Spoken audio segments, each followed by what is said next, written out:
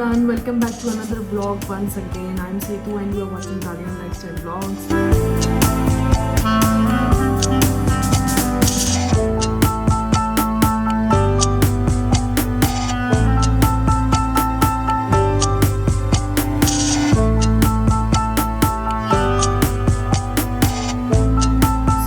I hope आप सब बहुत अच्छे होंगे और त्यौहार का टाइम चल रहा है, सब लोगों के घर में तैयारी शयारी और सेलिब्रेशन चल रहा होगा।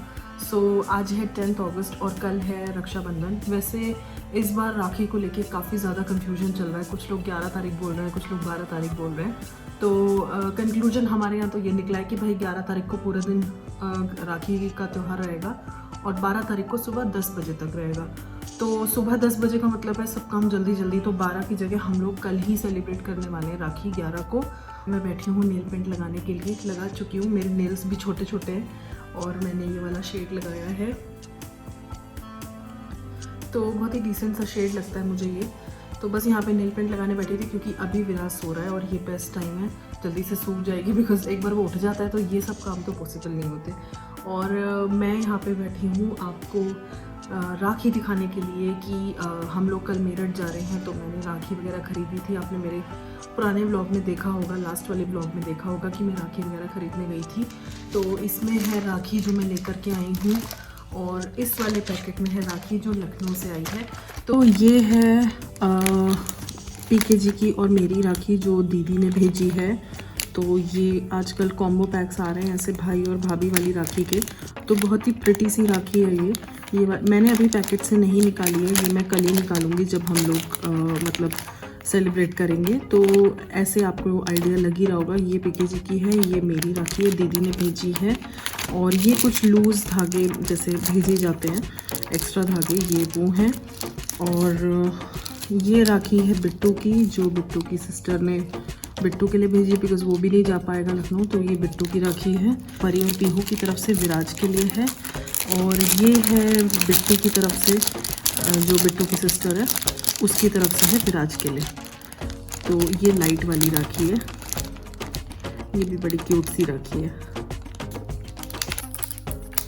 तो ये है वही भाई भाभी वाले कॉम्बिनेशन वाली राखी जो मैं अपने भाई के लिए लाई हूँ। और एक राखी ये है, इनमें से अभी डिसाइडेड नहीं कौन सी किसके लिए है।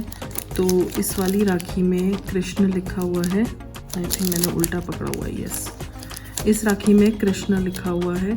तो जो मेरी मासी के दोनों बेटे हैं उनके लिए है ये। अब कोई सी भी किसी को भी बांधूंगी, मैंने ऐसा डिसाइड करके नहीं लिया है, तो इनमें से कोई सी मैं बांधूंगी दोनों भाइयों के लिए। और ये मेरे भाई के बेटे समक्ष के लिए है, ये भी लाइट वाली राखी है। और ये मेरे भाई की बेटी है जो उसके लिए ले ली थी ऐसी, क्योंकि वो भी छोटी है अभी, तो उसको बांध देंगे। ये ऐसे स्ट्रेट हो जाता है, आजकल इस टाइप की बड़ी चल रही हैं, ये ऐसे स्ट्रेट हो जाता है। और ये स्पिनर है इसमें, एंड आई थिंक इसमें भी लाइट है, हाँ ये। तो आजकल ये इस टाइप की राखियाँ बड़ी चल रही हैं और इसको आप फिर कलाई पे ऐसे जिस साइज़ का भी हाथ है उसके हिसाब से ये फोल्ड हो जाती है। और ये उन दोनों की राखी हैं। तो बस यही सारी राखियाँ मुझे आपको दिखानी थी। राखियाँ वगैरह सब ले ली हैं और बाकी जो भी मिठाई वगैरह या जो भी कुछ मैं लेकर जाऊँगी वो मैं मेरठ से ही लूँगी कल सुबह जब हम जाएंगे तब। तो ये है डायरी, ये 2 डायरीज़ हैं, 2022 इसी साल की डायरी हैं, 2 डायरीज़ हैं ये। और इनमें कितने पेजेस की डायरी है ये, 96 पेजेस की, काफ़ी स्टाइलिश सी डायरी है ये। और ये मैंने ली है अपनी सिस्टर की दोनों बेटियों के लिए। बड़ी वाली बेटी 12th में है और जो उनकी छोटी बेटी है वो अभी 6th में है। तो डायरी ऐसी चीज़ है दोनों के लिए ही यूज़फुल रहेगी। तो ये विराज की तरफ से उन दोनों के लिए है, डायरी ली है दोनों के लिए। और जो मेरे भाई के दोनों बेटे, भाई का बेटा और बेटी हैं, दोनों बच्चे हैं, उनके लिए, वो छोटे हैं अभी, तो उनके लिए मैंने लिए हैं ये स्टेशनरी आइटम्स। सो इसमें एक पेंसिल बॉक्स है और पेंसिल्स है, इरेज़र, शार्पनर, स्केल, जो भी स्टेशनरी रिलेटेड आइटम्स होते हैं वो है। तो उन दोनों के लिए भी मैंने ये सेम लिया है। तो एक के लिए ब्लू लिया है, एक के लिए पिंक लिया है। तो ये दोनों मैंने उनके लिए लिए हैं और वो दोनों डायरी मैंने अपनी सिस्टर की बेटी के लिए लिए।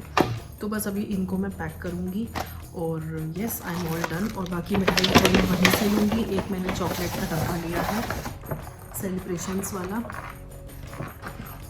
तो बस यही सब चीज़ें खरीदी हैं मैंने। करने वाली हूँ अपने बालों की स्ट्रेटनिंग करने के 2 तरीके हैं।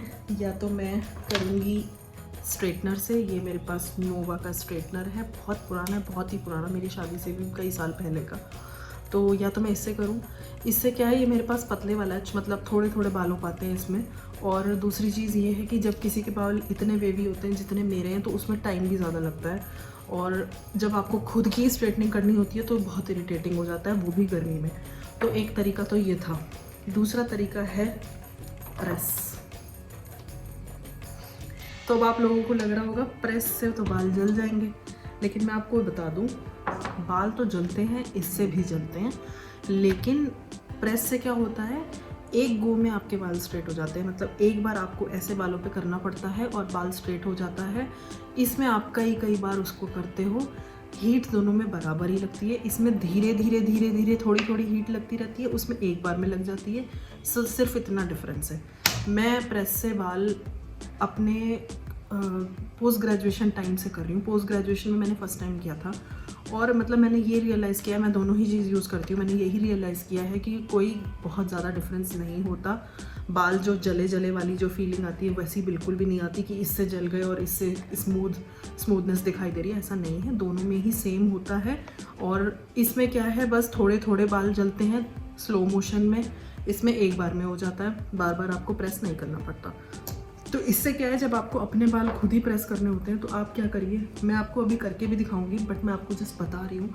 फॉर एग्जांपल आपको ये बाल करने हैं तो आप इन बालों के नीचे ऐसे आप टॉवल लगाइए।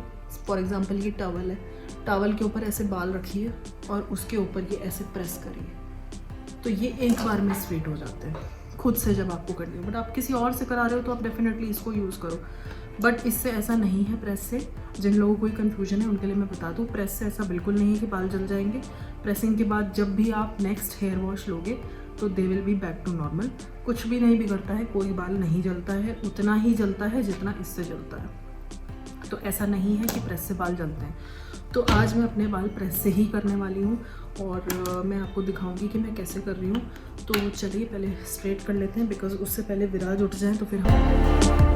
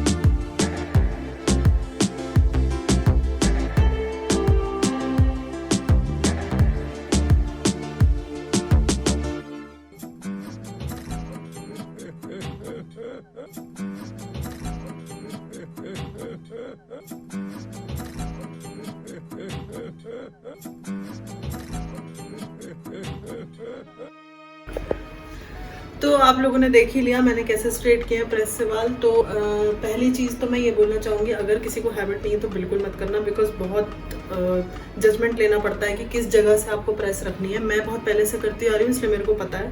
कुछ लोग अपना कान ना जला लें इस चक्कर में, तो precaution is better than cure. तो ध्यान देना, अगर आप लोग कंफर्टेबल नहीं हो तो आप प्रेसिंग मशीन से ही करना। और दूसरी चीज़, अभी मैंने एकदम फाइनल टच नहीं दिया अपने बालों को, बीच बीच में आपको ये वेव दिख रही होगी। तो मैं अभी कल सुबह जब मैं जाऊंगी तो मैं एक बार फाइनल टच दूंगी। तो अभी मैंने ऐसे ही छोड़ दिया, बिकॉज अभी रात में भी मुझे डिनर भी देखना है, तो इसलिए बाल बांधना पड़ेगा, इसलिए मैंने एकदम फाइनल टच नहीं दिया है। But it is a very good trick. और जो मैंने वीडियो रिकॉर्ड करा है हेयर स्ट्रेटनिंग का, वो 12 मिनट्स का वीडियो है, तो आप समझ सकते हो 12 मिनट्स में मैंने इस लेंथ के बालों को स्ट्रेट किया है। तो टाइम भी बचता है। अगर मैं यही चीज़ प्रेसिंग मशीन से करती तो मुझे आधा घंटा लग जाता आराम से। Welcome back guys. तो रात का टाइम हो गया, डिनर विनर करके मैंने आपको दिन में दिखाया था ना वो जो गिफ्ट्स मुझे पैक करने थे, तो जो पैकिंग पेपर था वो गाड़ी में ही रह गया था। तो फिर ये सोचा कि शाम को उठा लेंगे और तब कर लेंगे। तो शाम होते होते रात ही हो गई। अब डिनर विनर करने के बाद नीचे आए हैं टहलने के लिए, तो सोचा टहल लेते हैं, इस बहाने से पैकिंग पेपर निकाल लेंगे। गाड़ी में पड़ा था और गाड़ी देख के हमारे विराज एकदम बिखर गए कि मतलब घूमने चलो। उसको ये लग रहा था नीचे आए हैं तो गाड़ी में बैठ के कहीं जा क्यों नहीं रहे। तो बस इसको झूठ मूठ बहकाने के लिए गाड़ी स्टार्ट करके ऐसे ही बैठे हुए हैं और ये बैठे पीके जी की गोदी में विराज। तो बस इसको ये लग रहा नीचे आ गए घूम लिए, और हम वहीं के वहीं खड़े हैं जहाँ हमारी गाड़ी खड़ी रहती है, वहीं खड़े हैं। इनको थोड़ा चैन मिल जाएगा तो हम पैकिंग पेपर लेकर ऊपर जाएंगे तब पैक करेंगे।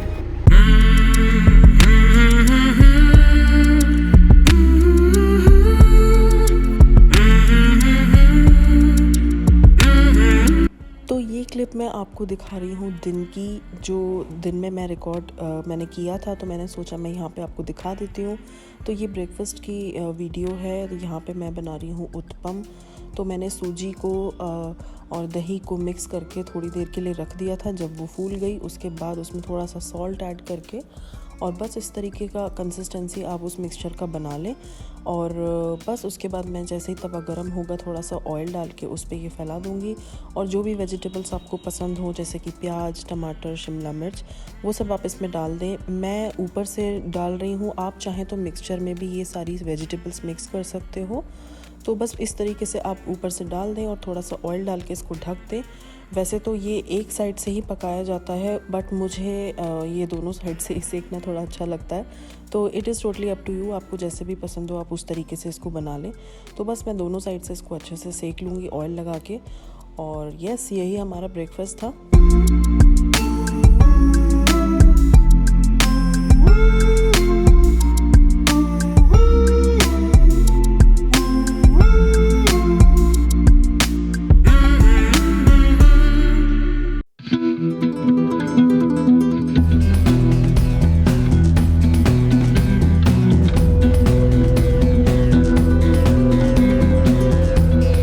क्लिप मैं आपको दिखा रही हूँ आफ्टरनून की। मैंने बनाए थे कैरमलाइज्ड नारियल के लड्डू।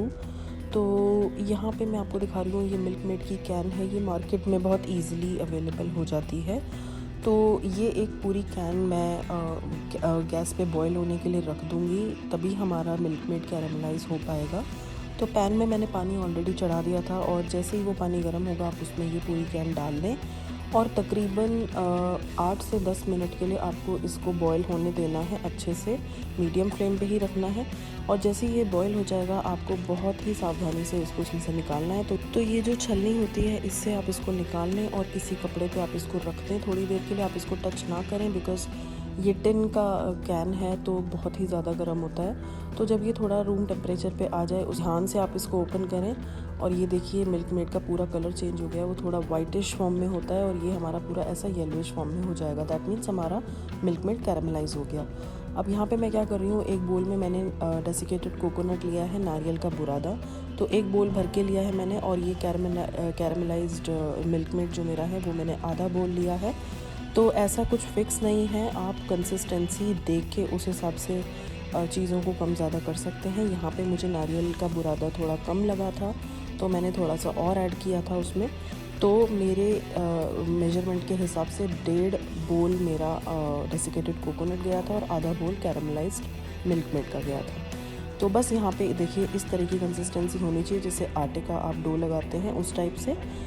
और बस उसके बाद आप इसके लड्डू बना लीजिए जैसे भी आपको पसंद है। पेड़े की फॉर्म में है तो आप पेड़े की शेप दे दीजिए, आपको लड्डू की फॉर्म पसंद है तो आप लड्डू की। तो shape it's totally up to you, आपको जैसे भी पसंद है। तो बस इस तरीके से मैं लड्डू उसके बनाती रहूँगी। और ये प्लेट में मैंने थोड़ा सा डेसिकेटेड कोकोनट रख लिया है, तो मैं उसमें लपेट के इसको रखती रहूँगी, तो एक लुक एंड फील भी आ जाता है लड्डू में। तो बस ये देखिए मेरे नारियल के लड्डू तैयार हैं। आई होप आप लोगों को आज की ये वीडियो पसंद आई होगी। अगर पसंद आई हो तो प्लीज़ गाइज लाइक कर देना। और मैं मिलती हूँ आपसे अगली वीडियो में। Till then you guys enjoy this video, take care, I am sending lots of love, thanks for watching.